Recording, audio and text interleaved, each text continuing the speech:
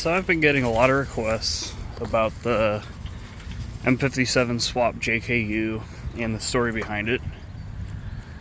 And I think what we'll do is we'll just go for a little ride along, and we'll do some talking about it. I'll hop out, show you guys what's going on with it every here and there, just to keep it interesting. So if you're hearing about this, who knows what group it's in? Maybe you just found this on YouTube, who knows? This is my daily driver, or it's about to be the daily driver. I've been daily driving it. It's only been running for a week now. And the whole deal with this thing was, let's see if I can just get you my phone mount while we get going. So the whole idea with this thing was to replace or complement my XJ swap, or a TDI swapped XJ. Sorry, I just woke up. I have a BHW TDI swapped 2001 Jeep Cherokee with an AW4 and a 242 transfer case. Best winter driver. This thing will never be that. I'm going to have to revisit that swap now that I've seen how nice this one can be. But the idea was for this vehicle to replace that swap. Let's try this. Ooh, yeah, there you go. So the whole idea was for this to replace that swap. And this for sure can do it. I have some, I guess I shouldn't really, but I have some doubt in my mind about the longevity of this motor. And I think that really stems from the fact that this thing just makes so much power with so little done to it. And, you know, I put a lot more work than I have in this motor in like the TDI, and I've had the TDIs fail on me a couple times now, and I haven't even tuned those. They're just stock. So with this being a BMW and all the electronics, it's a little sketch because, you know, if you go on a road trip cross country and all of a sudden, I don't know, a sensor on the motor goes bad, not even something swap related, you're stranded. I mean, then when this thing goes in limp mode, I mean, you can get around, but I don't know that you'll be finishing up a cross-country road trip. So anywho, that's kind of how I got into this vehicle. So we'll go ahead and start doing some driving so you guys have something to look at while we're starting this up. Is really easy. There's really no startup sequence. It has electric power steering. So sometimes the power steering pump, I need to mount this still, but the power steering pump's on this knob, and sometimes it doesn't power up, and I have to cycle this switch. But these switches, if you're wondering, this is AC trigger. So you'll run your AC HVAC. I love that whenever the Bluetooth turns on, it just cuts into this and ends your video. So if you want to run HVAC, you just do it like normal, but to trigger the AC on, you hit that button. That's really the only trick to it. This is your lift pump, because I have a surge tank system in here. So this is the lift pump from the main tank to the surge tank. More on that later. This is power steering, and yeah, it's just power steering. And this one is your crank cut. So like if I key this up and for whatever reason the engine doesn't start, the JKU chassis will start cranking until it sees your whatever. So you can push that button in to disable that. That was a big deal with the 606. Sometimes it didn't want to start, or it didn't do something right, like turn your glow plugs on. So you had to turn the JKU system off, because even when you let go of cranking, it just, I don't know, whatever. So we have a Android head unit. It's cheap, it works, whatever. I dig it. I've got reverse camera on a button because when you took the stock JK shifter out of here, you lost that thing telling the chassis that you're going in reverse. This is the 6 HP shifter that comes with the M57. There really wasn't any big tricks mechanically into getting this to work outside of the car other than tuning. All of the electronics really come pretty well put together just pulling it out of the car. I mean, you definitely need to know what you're doing, but it wasn't that big of a deal for the engine or the transmission. It was honestly the easiest wiring that I've ever done in a swap. Most of the wiring that, you know, makes a swap like this run in a car like this was already done from the 606 swap. And we'll get to the 606 swap. I'm just walking you through what you're seeing while we're in here. This is the boost gauge. That's your EGT. The camera doesn't really pick it up, but yeah. So really, it just drives just like just like it's supposed to. So we'll go cruise around a little. This might be a little tricky because I got to hold the phone. I was hoping I could get a passenger to come hold the phone for me while I, you know, show you guys around the car and whatnot. So we'll just go run around. I was just out picking up some screws, and I'm getting bombarded with, you know, people asking me questions about this thing when I ask a simple question about something else. So want something to direct people to. So because I wanted to replace the XJ, I knew I wanted something that was semi-fuel efficient, definitely diesel, and a little nicer to drive, and hopefully with more power. You know what, we're gonna go this way because school is in session and I am running that red light. So originally I sided with the 606, and by the way, the windows are slightly cracked, so you'll hear the turbo a little. The 606 was cool. I picked it because there was a pretty good group in North America for them. They're all pretty much the same motor across the world, so there weren't really any differences or differentiations that you had to make between, you know, the success people had in other countries versus this country. So I picked that chassis, that engine platform. I went full mechanical. I put forged rods in it. I balanced everything. I mean, I upgraded everything. There wasn't anything not upgraded on that motor. And, you know, having come from other engine platforms like the RB25 and, you know, TDIs and stuff like that, the drivability of that motor sucked. It sounded terrible until you got over 3,000 RPM. Yeah, I mean, it just, the injectors clatter and it sounds like it's blowing up, and people look because they're like, what is wrong with your car? And it smoked like crazy. And if you're doing any kind of city driving in that thing, I mean, you're getting like 10, 11 miles a gallon more than likely. On the highway, I kissed 16 miles a gallon once, but I just knew it wasn't it. I had it for a year. I put 9 different turbos on it. I did John Deere turbos, all different kinds of obscure VNT turbos that were larger. I did a couple ball bearing and ceramic bearing turbos. And once I got that thing making power down low, it was a little better. It was drivable, but there just wasn't that low end power that you want in an engine swap 4x4. You know, it was more like driving a car, and I couldn't get over it. So I pulled the motor out, I sold it, and before I even did that, I actually had already picked up this M57. I knew I wanted this motor. I thought I was going to put it in my XJ and swap the TDI out. And I got lucky and found an X5 here in St. Louis in a tow yard for $900. And I managed to get the engine to start up in the parking lot, so I bought it. It had its problems. It was in limp mode. It had some vacuum leaks and whatnot. Obviously some bad sensors. Once I got to swapping, I learned there were a lot of bad sensors. But overall, it was a really, really good deal. You can scoop deals up like that if you're, you know, if you pay attention to them.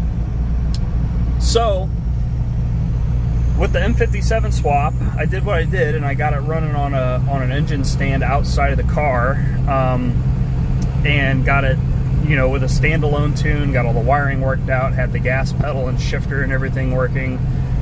And originally I ordered an adapter for the 242 transfer case for the XJ, and, you know, after messing with this thing, I had a really good VNT setup with it's called a John Deere S356V in it, and I just decided I was going to move on when I took this thing down to Table Rock Lake across the state, and the VNT turbo just blew up on me while I was down there. And with it being full mechanical, I just drove home without the turbo really slowly. But, you know, that really sucked. And it wasn't the first time I had a turbo blow up on me, and it certainly wasn't going to be the last.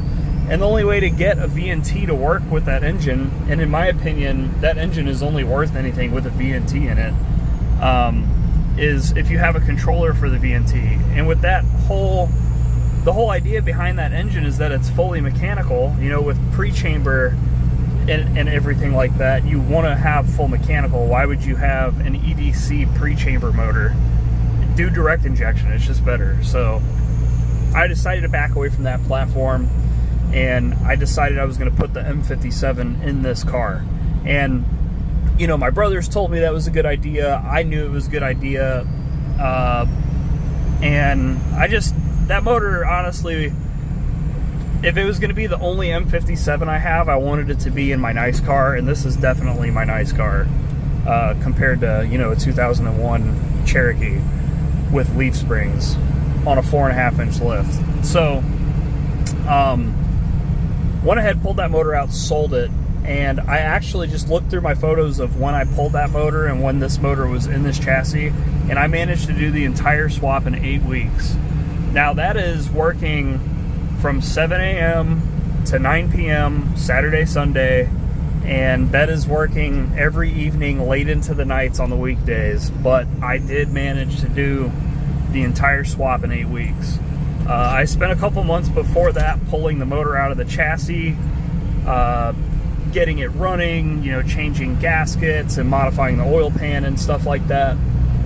But overall, really, really easy swap. I'm gonna give you guys a quick rip here real quick so you can see what this thing can do just from a stop.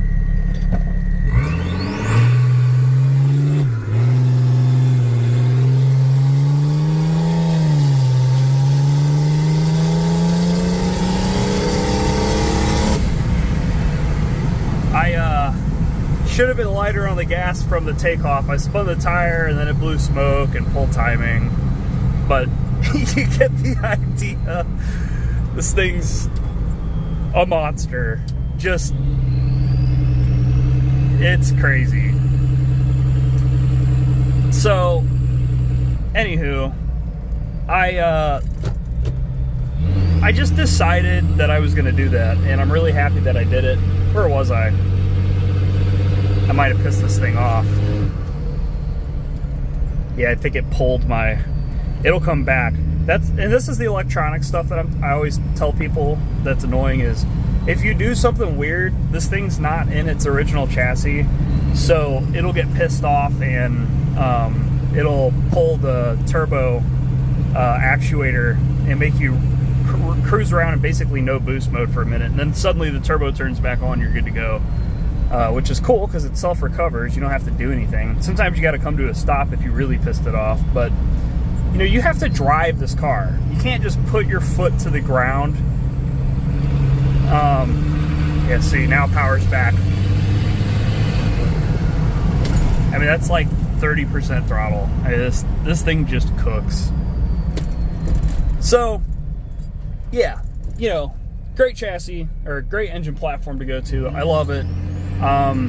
It really wasn't all that bad to swap in. I'll pull over here at the next convenient spot and give you guys a little walk around. I really recommend this. I don't like the North American M57 swap group, and it's nothing against most of the people in that group, and I think that the guys who do come off as jerks really don't mean to be like that, but you know, I get it. They came into this platform first.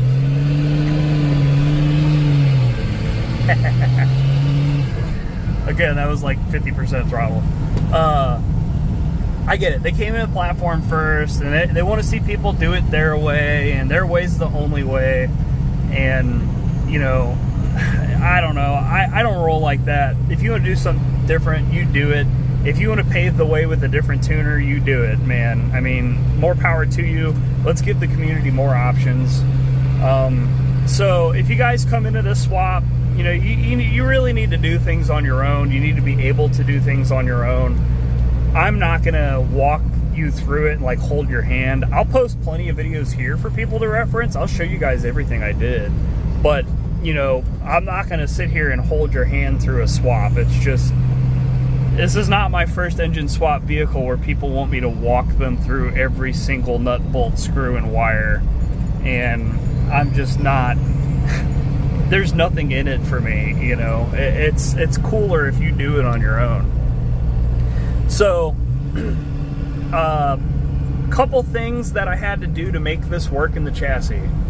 You've probably already noticed this. My buddy made this. It's an Arduino screen that controls things in your chassis that you would normally have to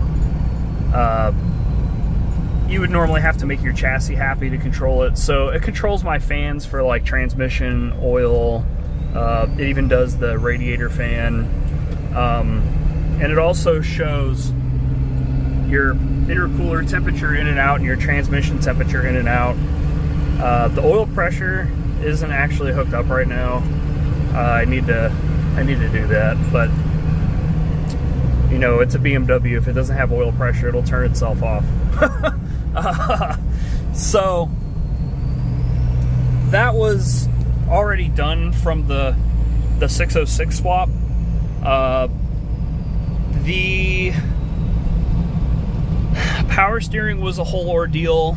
I have had experience with electric power steering pumps in the TDI. I did a Volvo pump, and in my opinion, they just don't flow enough power or fluid, you know, to steer with you quick enough. So I knew I was going to go a different route with that. So I got a Jeep, Dodge, Chrysler, whatever electric pump, and it is awesome. I think the company's called Reform Motorsports that makes the controller for it. That's the knob down here next to the shifter, and it just works. It works great. It's mounted towards the back of the car behind the transfer case. The reservoir tank is up here on the firewall, and the pressure line goes to the straight to the rack, and then from the rack or the box it goes to a cooler, and then from the cooler it goes back to the reservoir up here on the firewall. And that's how I routed mine. The pump wants you to have pressure and return straight to the pump, and then there's just a fat tube that runs up to a reservoir. But since my reservoir feed line is so big, it's really long, I decided I was gonna have the return line go straight to the reservoir. That way it keeps that fluid, you know, flowing, and it keeps bubbles from forming. So that was the whole thing. The surge tank system in this was really important. You can see that gauge for it down there. So in the 606 with this, I would sometimes, when I got below a quarter tank, because this fuel tank is so long, it would slosh. A lot of guys will do a, man, I have no idea where I am right now. We're just cruising for real. Oh, this is actually a really good spot for me to stop and show you guys around this car. So, the surge tank system is important because it keeps the fuel from sloshing, and you cannot have sloshing fuel in an engine like this, or the ECU will just turn you off at highway speed. So, let's just give you a quick little peek.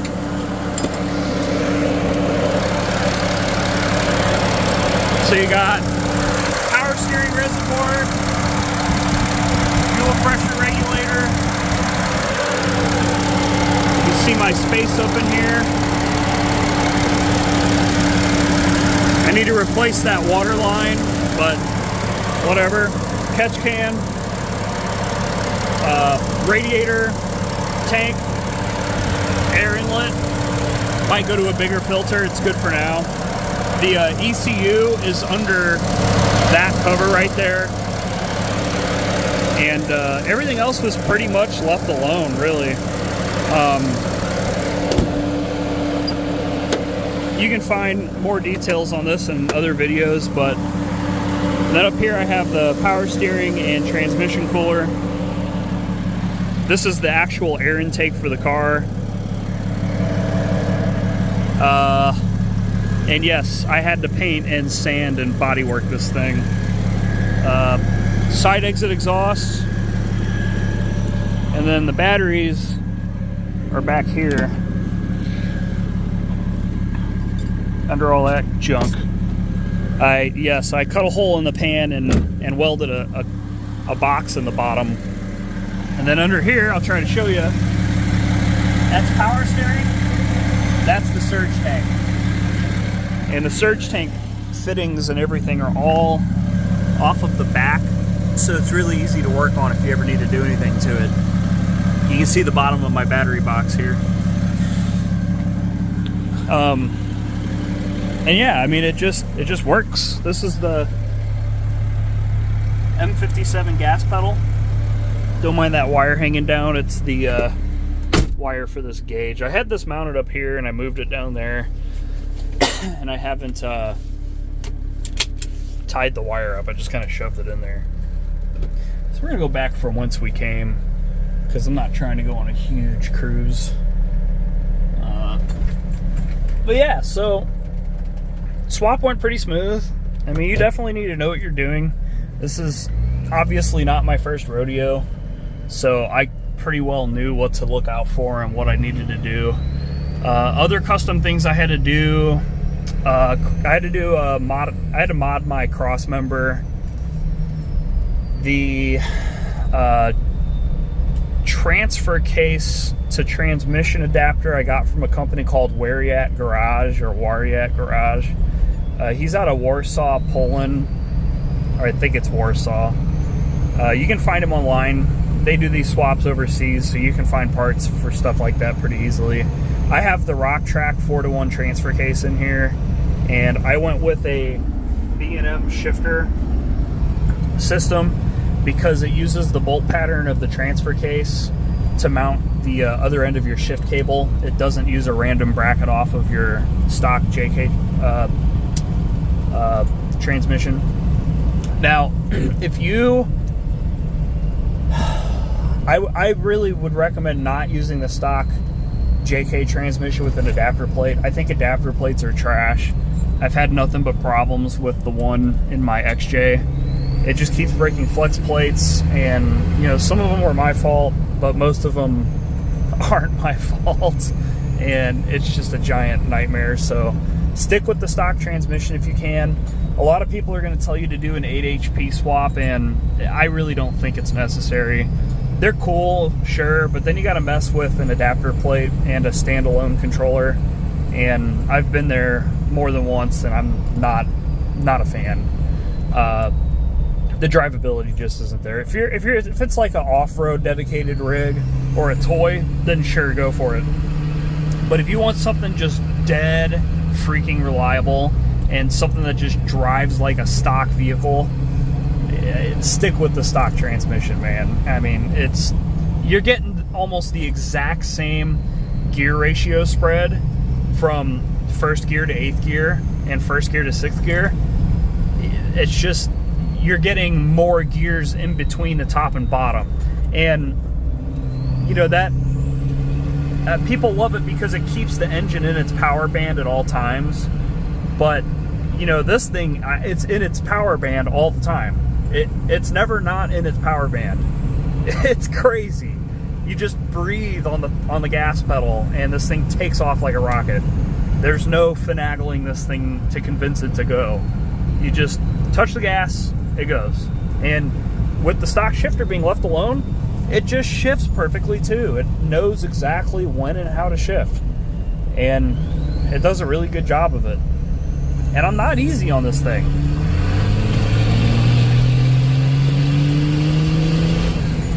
Again, that's like 60% throttle. It's scary to give it all the throttle because I need more tire on this thing to really hold it to the ground. But yep, so that's the M57 swapped XJ, a little bit of its backstory, the parts that matter anyway. I think I'm the first one in North America to put one of these in a Jeep, and I'm sure I won't be the last now that I've done this. The really fine details of like how I routed everything and whatever will come in another video. This is really just like a drive along talk video. So you can get some exhaust note sounds and some sights while we're talking about this car. If I was to do anything different, I would try to route my exhaust out the back. I could probably still do that, but it's just so much easier and more fun to have it come out the side.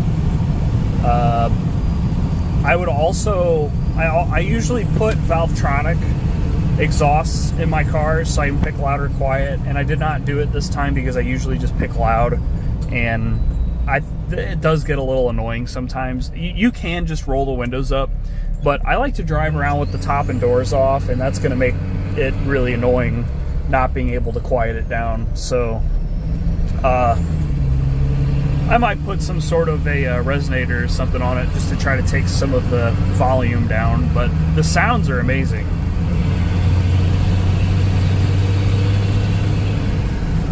I mean, it sounds like a mini Cummins. It's crazy. Yeah, so that's pretty well it. Just gonna do a little bit of cruising here for a minute. You can listen.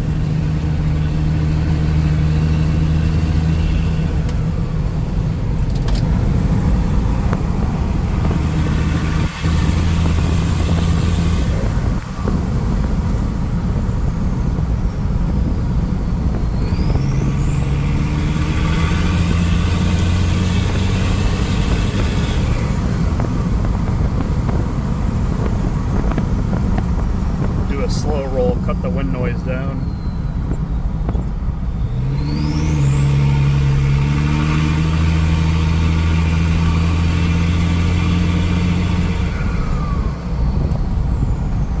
Oh, another thing.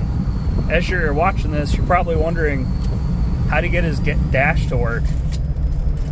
So the magic trick with the dashes of almost any vehicle is you leave the stock ECU in the car, and then you run the sensors that you need supported on your dash to the engine that you're mounting, and then it just displays everything for you. There is a trick to getting the tack to work. You might have seen when I showed down into the engine bay, I have a Hall effect sensor on a reluctor wheel, and the Hall effect sensor feeds its square wave signal to a box that Motec produced for me, and it is an LS to JK crank signal converter. So it takes a 58X reluctor wheel and it converts it into what the JK chassis wants to see. And it's a really good product. They didn't charge me very much for it, and it just worked. I didn't have to do anything beyond that.